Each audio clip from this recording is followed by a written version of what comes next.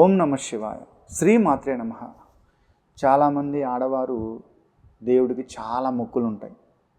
అంటే నా బిడ్డకి పెళ్ళైతే నీ కొండకి నడిచొచ్చి నా తలనీలాలు ఇస్తానని, నా బిడ్డకి జాబ్ వస్తే నీ గుడికొచ్చి నా తలనీలాలు ఇస్తానని, నేను అనుకున్న పని అయితే నీ దగ్గరకు వచ్చి నా తల నీలాలు ఇస్తానని మొక్కుకుంటూ ఉంటారు. తల నీలాలు ఇవ్వడం తప్పు లేదు, కానీ ఆడవారు మాత్రం పదే పదే తల నీలాలు ఇవ్వడం అంత శ్రేయస్కరం కాదు. అంటే ఆడవారికి పెళ్ళి అయిన తరువాత వాళ్ళ పసుపు కుంకాలకి వాళ్ళ తలనీలాలకి ముడివేయబడుతుంది. అంటే ఇప్పుడు మీకు ఏదో పెద్ద విపత్తు వచ్చింది, మీ ఆయనకి ఏదో పెద్ద ప్రాబ్లం వచ్చింది అంటే మీరు ఏదైనా తల నీలాలు ఇస్తాను అని మొక్కుకుంటే పెళ్ళి అయిన తరువాత అది ఒక్కసారే ఉండాలట. అంటే మీ భర్త గారికి ఏదైనా విపత్తు వచ్చి హెల్త్ ఇష్యూస్ వచ్చి ఏదైనా ప్రాబ్లం ఉంటేనే తల నీలాలు ఇవ్వాలట. లేదు మీరు చావు నుంచి బతికి బయటపడ్డారు, ఇది చావే శరణ్యం అనుకున్న వాళ్ళు అప్పుడు ఏదైనా తల నీలాలు ఇవ్వాలట.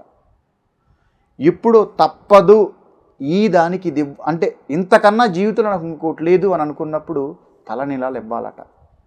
మగవారు నెలకోసారి ఇవ్వచ్చు, ఎప్పుడైనా ఇవ్వచ్చు, ఎలాగైనా ఇవ్వచ్చు, ఎక్కడైనా ఇవ్వచ్చు, ఇందులో తప్పు లేదు. కానీ ఆడవారు మాత్రం పెళ్ళి అయిన తరువాత మీరు తల నీలాలు ఇవ్వాలంటే ఫస్ట్ మీ ఆయన పర్మిషన్ ఉండాలి. ఎలా పడితే అలా తల నీలాలు ఇవ్వడానికి లేదు, శాస్త్రం ఒప్పుకోదు. పూర్వకాలంలో తన జీవిత భాగస్వామి కాలం చెల్లిన తరువాత తన భార్య కన్నా ముందు భర్త కాలం చెల్లితే అప్పుడు వాళ్ళకి తల నీలాలు ఇచ్చేవాళ్ళట. అంటే వాళ్ళకి గుండు చేసేవాళ్ళట, అంటే ముండనం చేసేవాళ్ళట. అలా మీరు ఎప్పుడైనా తల నీలాలు ఇవ్వాలి, ఇది దేవుడికి మొక్కుకోవాలి అని అంటే మీ జీవితంలో ఒక విపత్తు అనేది మిమ్మల్ని వెంటాడుతూ వేధిస్తూ ఇబ్బంది పెడుతూ ఉన్నప్పుడు అప్పుడు మొక్కుకొని తల నీలాలు ఇవ్వాలి తప్ప ఎప్పుడు పడితే అప్పుడు తల నీలాలు ఆడవారు ఇవ్వడం అంత శ్రేయస్కరం కాదు అని శాస్త్రంలో చెప్పబడింది.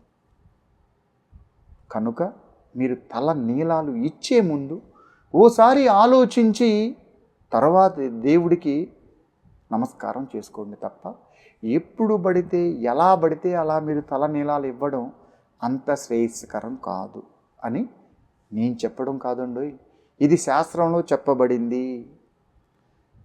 కనుక నేను మీకు విన్నపించుకుంటున్నాను, ఆడవారు ఎప్పుడైనా పెళ్ళి అయిన వాళ్ళు తల నీలాలు ఇవ్వాలి అని అంటే దయచేసి ఆలోచించి మొక్కుకోండి.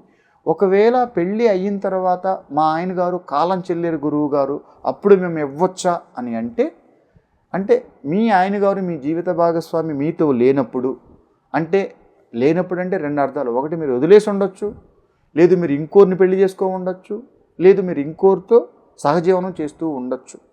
అంటే అప్పుడు కూడా మీరు ఇవ్వాలంటే ఒకటికి 10 సార్లు ఆలోచించి ఇవ్వాలి. లేదు మీ భర్త గారు కాలం చెల్లేరు, మీరు ఒక్కరే ఉన్నారు, మీ జీవితంలో ఇంకెవ్వరూ లేరు, ఎవరికి నా జీవితంలో నేను ఇక చోటు లేదు, ఆ భగవంతుడికే నా జీవితం అని అనుకున్నప్పుడు మీరు కొన్ని మీ కోరికలు ఉంటే అప్పుడు మీరు కోరుకుని నెరవేరినప్పుడు వెళ్ళి మీరు తలనీలాలు ఇవ్వచ్చు. అంతేకాని మీ జీవిత భాగస్వామితో మీరు ఉన్నప్పుడు ఎలా పడితే అలా మీరు తలనీలాలు ఇవ్వడం అంత శ్రేయస్కరం కాదు. కృష్ణ.